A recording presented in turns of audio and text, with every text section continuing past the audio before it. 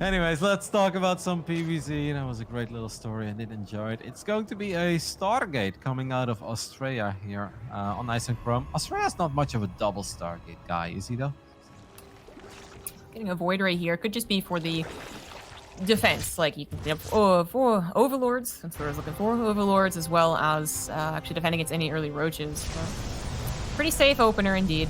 The second Oracle is going to pop out after the Void Ray, which I think is the first time I've seen that in this particular order. Unique. Yeah, people like to change it up. They're like Void Ray, Oracle, Oracle, Oracle, Oracle, Void Ray, Oracle, Void Ray, Oracle. People are like, what does it mean, buddy? It's like, I don't know. I want to get a Void Ray out. Obviously, if you open up with an Oracle, that first Oracle does gather up some additional energy, so that's kind of nice to get some revelations. And sometimes Zerg players are a little late on the sport rollers. And maybe you feel like if you open up with a Void Ray, the Oracles will never get any damage done. So maybe making one Oracle before the safety Void is a good way to still get some damage done. But on to more important matters, I suppose, which is getting his macro set up. His gateways are finishing. His build is almost ready to go. Doing some really nice, thorough scouting with double hallucinations, as well as the Oracles. I get full confirmation that it is not Aspire. It is, in fact, Ling, Baneling, Muta. Or, shoot. Ling, Baneling, Hydra. It's been 7 hours, whatever. So, that is nice. And I think Astrea could move out with a Blink +1 attack and do some harassment. Maybe pokey proddy. There we go. I honestly am positively surprised by the amount of long games that we have seen lately, and that whenever I've been casting as well as these Oracles do get a bit too far forward, I feel like it used to be quite rare. Like, I could do an entire day of casting and then be like, okay, we had like 1 or 2 games that went above 20 minutes, but that's about it. And now I feel like in almost every single DreamHack day that I got, there are multiple pretty long epic games throughout multiple different series as well, so it's been a lot of fun, but obviously it does make it a little exhausting after like 5 best of 5s, but we're gonna pull through Zombie Grub. This is going to be awesome, as Astrea is starting to get pretty adventurous here with his Blink Stalker on. Well, we got some action, but it's not. I mean, I don't think Astrea is going to stay around that long. I don't think Scarlett's going to take that much damage. It's more about, I guess, keeping tabs on the Zerg. Scarlett is going up to a Hive, but I haven't seen a Lurker Den quite yet. I figure that is the ultimate goal, but hopefully not forgetting the Lurker Den, that's for sure. We want to start those upgrades soon, too. Hydra Viper. It's back. I mean, do they need the Lurkers? Just abduct all the Colossus and Hydras, it's fine. Yeah, I mean, pure Hydra is actually very good, right, against Stalkers. If you can just take care of those robot units, you can throw a Blinding Cloud in the mix as well. Who really needs the Lurkers? Well, you know what's kind of odd is that in general, I didn't really expect the big transfer over into Lurkers that we seem to have found here. I still thought that Ling Baneling Ravager or Ling Baneling Hydra was working out pretty well, even when it occasionally was beat. I was like, oh, this looks like a pretty good composition. It seems like we had so many more Zergs just going to Roach Hydra Lurker, or in this case, right, Ling Hydra Lurker, but yeah, I haven't seen so much emphasis on the Baneling drops, the Baneling run-bys, or that +2, which is done, so they would be deadly. Could be because the Protoss players have really fallen in love with the Blink Stalker again, even in this matchup. And maybe Zerg players just feel that against Blink Stalkers, you do really want to get a couple Lurkers out, make your life a lot easier. And of course the Lurkers did get the range buff as well, right? A while ago. Yeah. Definitely have been changes in this matchup, and not just because of any patches. Like, I think the Blink Stalker Colossus thing is really still a recent development, in fact, in the grand scheme of things, 10 years of StarCraft. So, definitely has been changing up. The Lurkers are very fearsome when they have both upgrades. Before both upgrades, it can still be a little more questionable, and Scarlett does not have the Speed Burrow quite yet. Range is most important, but Speed Burrow is going to help actually pounce on top of the overzealous Astrea. That was a lot of damage. Oh no, Astrea lost track of the army, and all of his High Templars actually got stuck. They couldn't even retreat. They had to go back around the cannon to the Lurkers, and Astrea is actually just embracing a bit of the base trade. He's got a decent amount of force fields, and so that could be rather scary if Scarlett doesn't get back stat.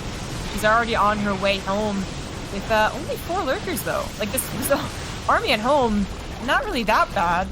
Or certainly not that great. And Zealots in the main base as well, killing more and more drones. So this is actually starting to become quite decent for Astrea. That Colossus died before it got abducted. The other 2 do get abducted as well, but only one of them goes down for now. Good micro there by Astrea. the last Colossus alive? The answer is no. It's one more. Abduct does land on it, but look at the main base. These Zealots are going to town on everything that Scarlett had there.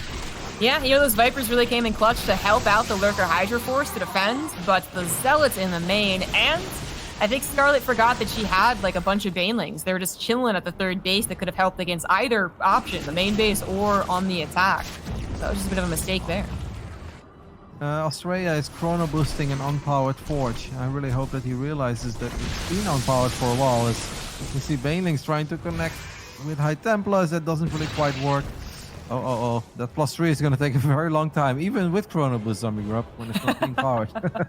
It's going to take a little while. Hopefully he notices it. Yeah, he just put his guys back in the gas. The Banelings trying to get some probe damage done. These are the ones that, yeah, I think she forgot about for a little while. Really didn't find too much, except they helped clear up a couple of Zealots.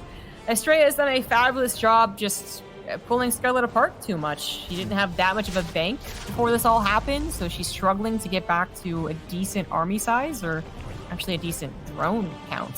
Only at 43, that's where most of the supply is. Yep. Meanwhile, Astrea still sitting comfortably at 81 probes, despite the fact that 38 probes did go down earlier against that Zergling run by. Astrea already economically recovered. Still building works as well, now going up to 85. Scarlett is not really having the same luxury. The lurker count at this point is 2. I mean, what are you really going to do with 2 lurkers? We do see 10 more being morphed at this point. Okay, well, that's a more reasonable number, but Astrea's maxed out, and I feel like he wants some more damage. Well, this could be kind of like a PvZ version of the Thermal Safana. Maybe she just stays on 55. Well, she's not 59, Nothing 59 will ever rounds. be like that game, Zombie Grub. No, probably won't. But she could stay on a low drone count for the time of the PvZ. We would not expect it, right? Usually at 15 minutes, think 80 versus 80. But she could try and then just have that better army and look for an opportunity to jump on top of Astrea. But Astrea is doing a decent job of splitting up his army. Can't really save his disruptors from abducts, though.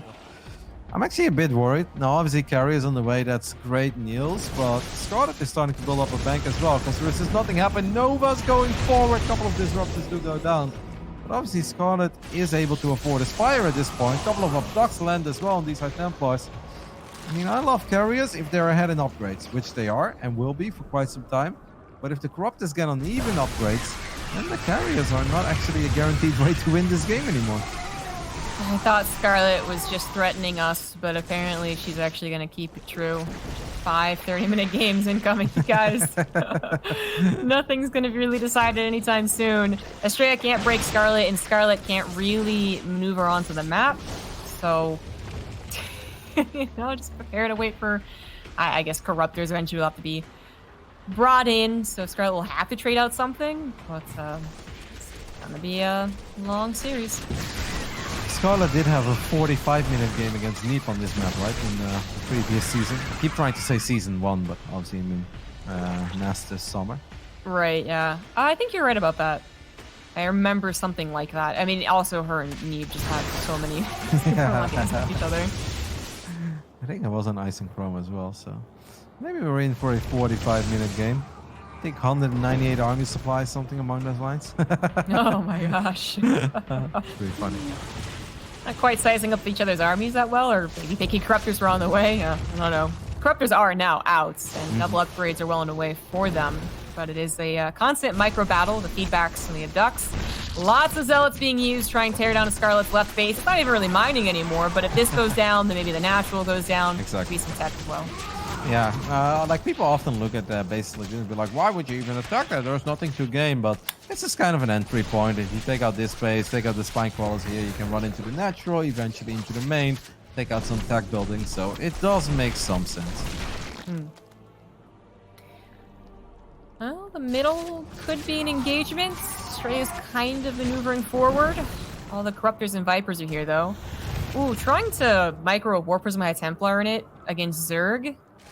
Against this type of army against Zerg, I guess I should say, is like, seems dangerous, but I'd love to see it work. Land a couple feedbacks. You never know. I feel like the High Templars really have been for like impossible missions all along. I'm like, alright. Oh, a couple of carriers gonna get abducted. I mean, these are painful losses. Like losing High Templar or Disruptor is what it is.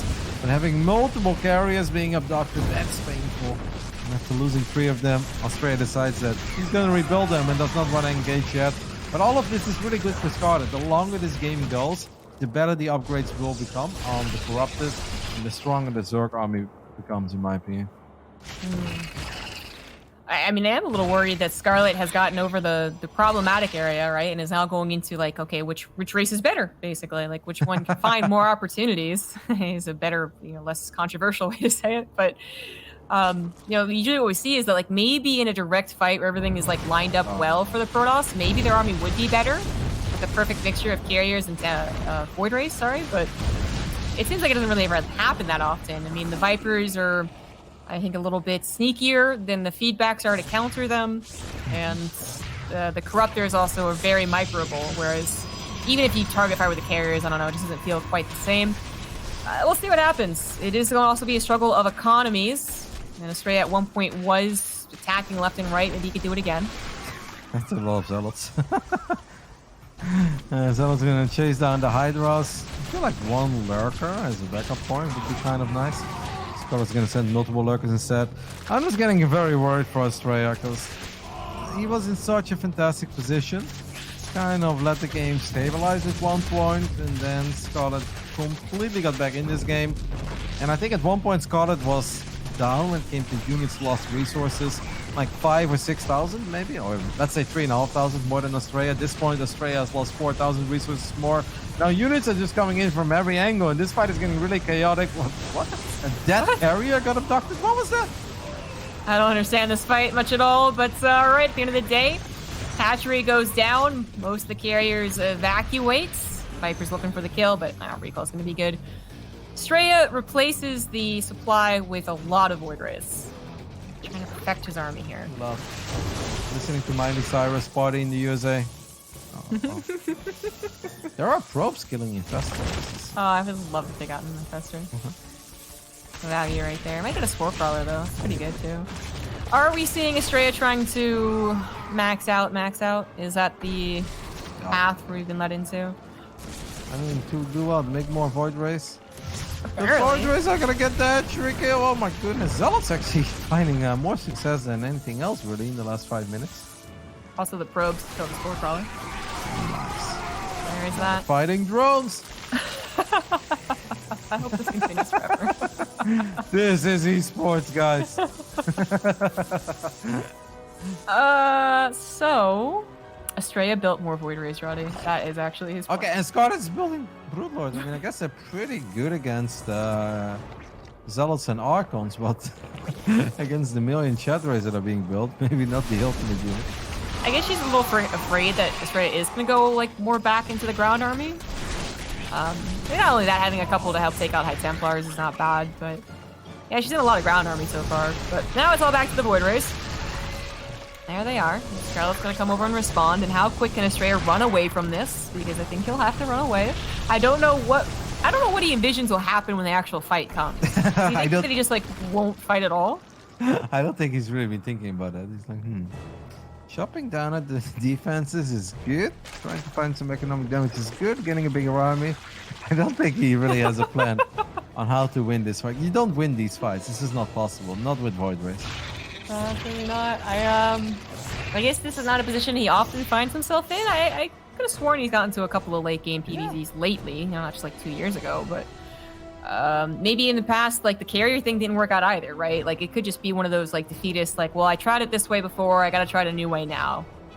But I don't think this is gonna be any better. I feel like the carriers didn't even really have a real shot though.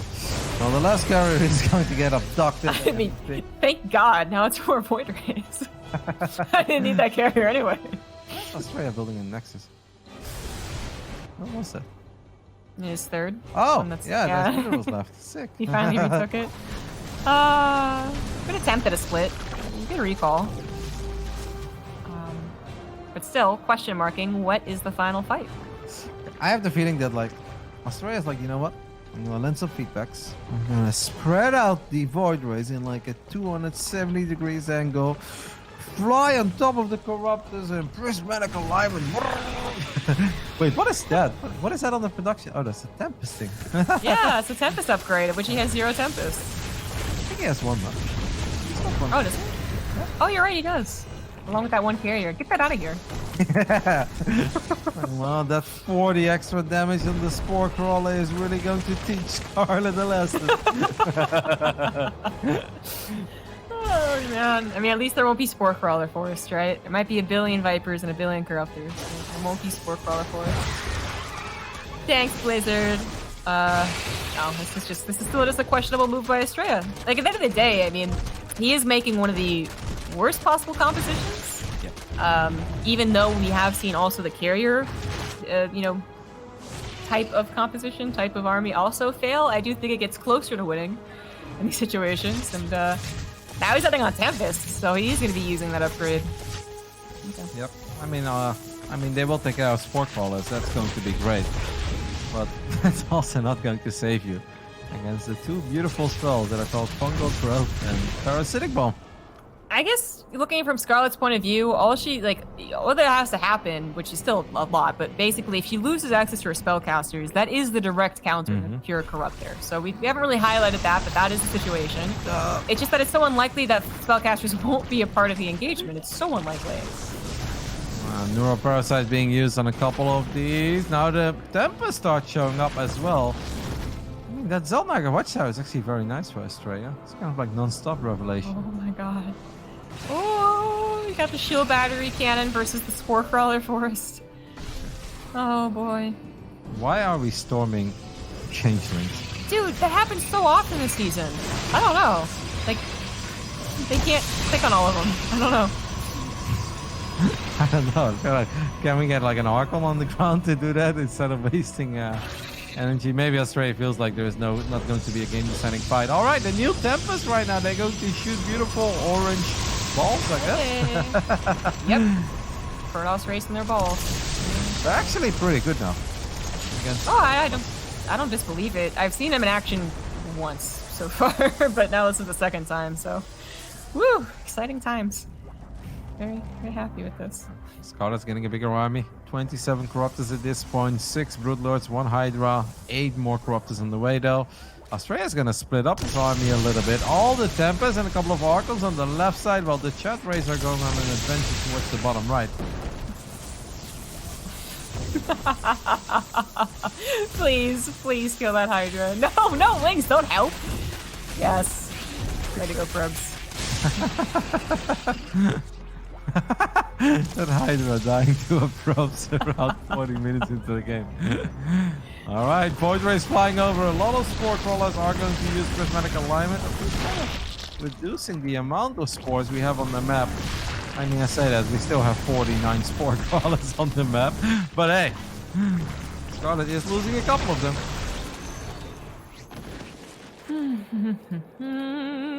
Good recall. Let's, how many were on the map now? 46? Something like that? 26. Okay. I mean, we have enough Tempest to one-shot them right now, so could we say that this is the final countdown? 45? No, it's gonna go 47. Oh no, Yeah. now you're gonna lose so many. Oh my god. Oh my god. Plus, wow, good feedbacks. Yeah, this is actually a sick position if Scarlett actually wants to hold it, but she only has to hold it as long as she wants to keep the top left base. It's gonna mine out eventually. Astrea's gonna go full Neep on us. It's gonna have 200 supply of tanks. Absolutely. How many units have died in this game? Taking a look at all the numbers. I mean, I feel like the biggest rip in pepperoni are the 15 carriers that I legitimately feel killed like 5 Hydras. That's about it. They deserve the better ending. 250 Zealots is a beautiful number, I may say so. That's nice and round. Nice. Oh, it is amazing. Resources lost. Oh boy. Yeah, this just reminded me back of the good old Swarm Host days. Where are my Swarm Hosts? Where are my auto turrets that lasted an hour long? PDDs, auto turrets, yes. Oh man, I'm actually so much closer to my kitchen now too, so I could actually make pancakes. Come back. And probably not miss any action. When it happened 5 years ago, I had to run all the way downstairs. Come back And here's up. something really funny. I thought I was gonna order some food by the time the broadcast was done today. I mean, with a bit of luck, I might be able to order breakfast. Yeah, right. This is game 1, by the way, guys, of our last series of the day. Astrea has thought about it for a while. He's like, what should I build with the last few resources that are available on this map? He's like, you know what? More chat race. Yep. Clearly, that's the way to go. We still only have 4 Vipers. There's still a chance that they'll all feedback. Oh no, these units are starting. It actually really hurts to lose units at this point because Australia obviously has nothing to mine anymore. There are basically no resources left on this map. So now when oracles are getting abducted, those are units that are not coming back anymore.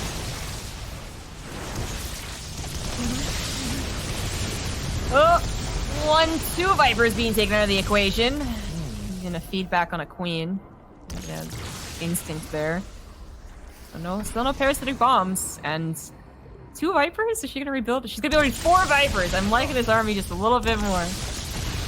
Alright, couple Broodlords getting picked off. Obviously, the ground army can still have a pretty big impact. Australia can also reinforce with Zombie Grub. Get ready. 6 Zealots during an epic battle. Imagine nice. 6 Zealots storm in, get on top of the Infestus. Wouldn't that be esports history? Oh, yeah. That would be. I love how this game is not nearly as epic as our other super, super long game, TVZ, where so much was happening and it was such a nail-biter. Yeah. And, it's funny as well because TVZ up to that point, in my opinion, the Protoss games were better. You know, the Skillless against Hellraiser series was really fun. Gerald against Lambo was spectacular, really action-packed.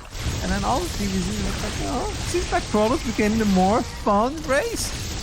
And then this happens after the most epic TVZ on Everdream that we've ever seen. I mean, I don't know. Uh-oh, careful with the Templars. Yeah, I think Australia realizes that he's really on the clock at this point and needs to start making some magic happen.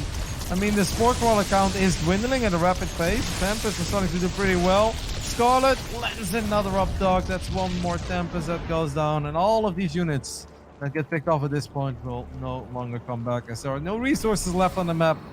And Australia is very, very broke. Yeah, they both are, but Astrea does seem to be more on the clock, more on the abduct clock. I don't know what to call it. I don't know.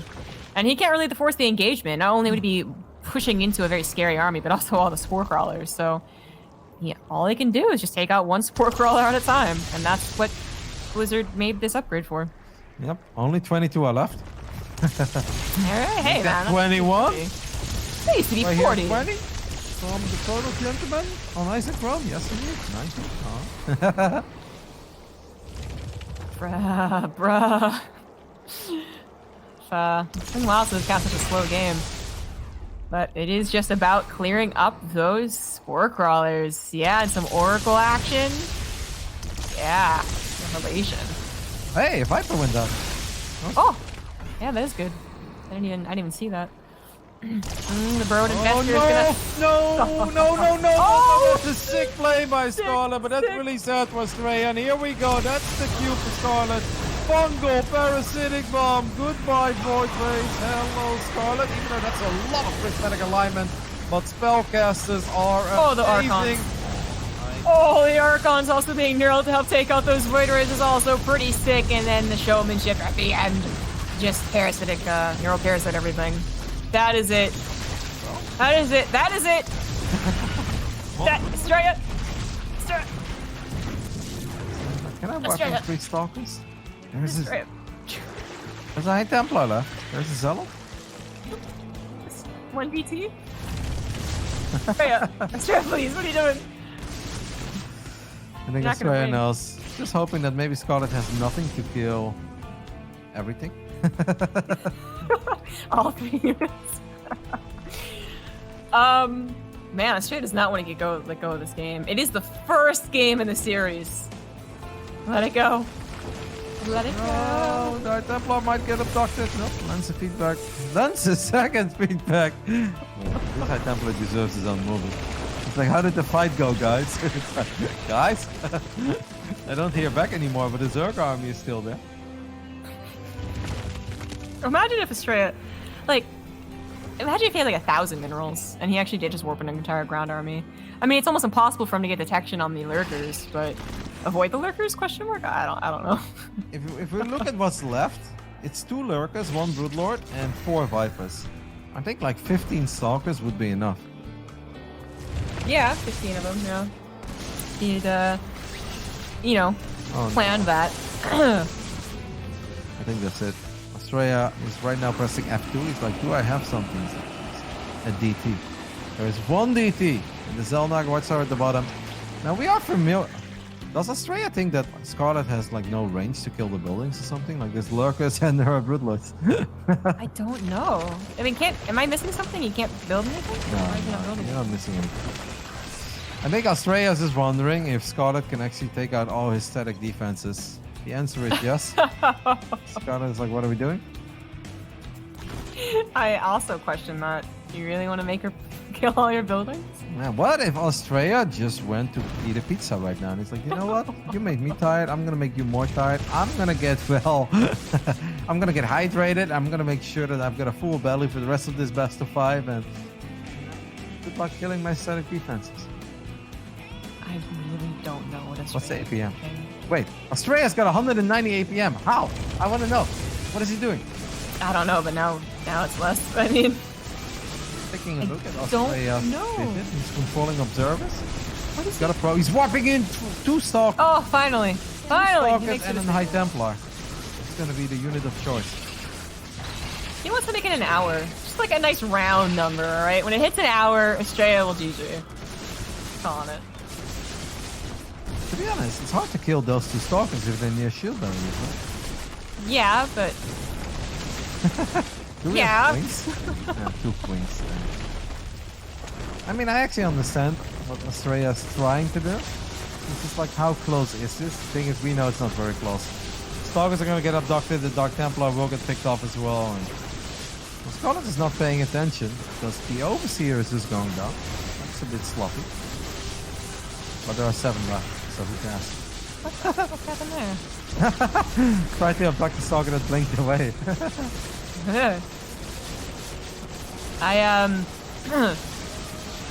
I did not pin Astrea as this much of a a go-getter. God, stay in a game like this. And yet here we are. I cannot explain what he thinks is going to happen, so I must conclude that he is just frustrated and does not want to leave this game. I think he's trying to make magic happen. Maybe a bit frustrated that Scarlett was never attacking, and he felt that, you know, even though they both had a lot of static defenses, he was the one forced to attack into the static defenses. Otherwise, something was never going to happen. The High Templar does get abducted, lands some feedback on the Infestor, but it is a little bit too late, and Astrea is now down to 3 units, 2 observers, and 1 I thought maybe he was going to try and like take out the main base and the natural of a Scarlet, but you know, obviously the problem is still the spore crawlers, but I thought at least that would happen, and that hasn't even happened. So I love that Scarlett is now spreading creep on the bottom side of the map as well. Like, just kind of meta to do. yeah. Okay, what? At 59 minutes and 11 seconds. Come on, Astrea.